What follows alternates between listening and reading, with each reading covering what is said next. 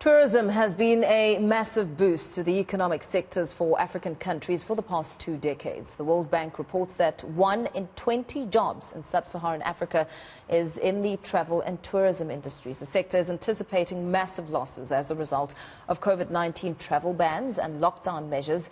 Zine Nkukwana, Chairperson of the African Tourism Board's Marketing and Communications Committee, joins me on the line to give us more clarity. A very good morning to you. Thank you for your time.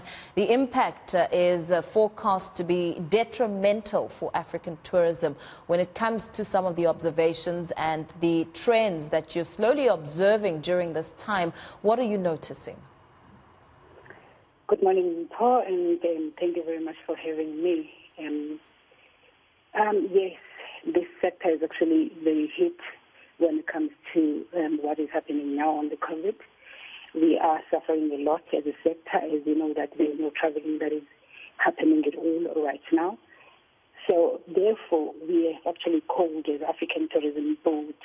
Today we're going to be having a webinar where we want other people to come and join us throughout the continent as well as throughout the world, so that we can start talking, as much as we're going to be celebrating Africa Day, but we also want to be talking about the effects of COVID-19 in the sector. And we have then invited the former ministers as well as the current ministers of the countries here in Africa, so that we can start talking about what's going to be happening with tourism, with this industry, now that we are not doing any moving at all, and the economy is impacted a lot simply because we are not operating at the moment. When it comes to the tourism sector operating, one cannot separate it from the aviation industry, which is also a driver within the tourism sector. Now, looking at the two and the predictions that we're learning of in the aviation industry, with suggestions that the industry will only return to normal in the next year or two, what does that spell for your sector in its entirety? This is very bad news for us, because really we rely heavily on the aviation sector, because we cannot be moving without having them operating. And so therefore that is why we need to put our heads together and start talking what is going to be happening during the COVID-19 as well as post-COVID-19. We don't want to be thinking only now of what is happening now. We also want to be thinking what are the strategies that we can put in place for post-COVID-19. The aviation sector is badly affecting what we need to be doing as a sector. We cannot move. The hotels are closed.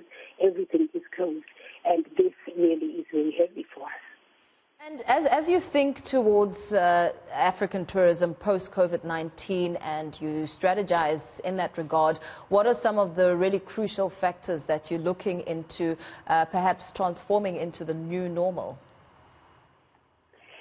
And one of the things that we're going to be talking about today in the webinar, which would like people to join, is when we've got 5 issues that we want to be talking on. We need to start talking about the policy initiatives on African tourism, meaning the regional tourism, regulatory coherence, as well as cooperation. We also want to be looking at brand Africa. Which way post-COVID-19? What are we going to be doing post-COVID-19? What is our brand as Africa? We also want to be looking at the role of the private sector in ensuring a rapid recovery of the African continent from the COVID-19.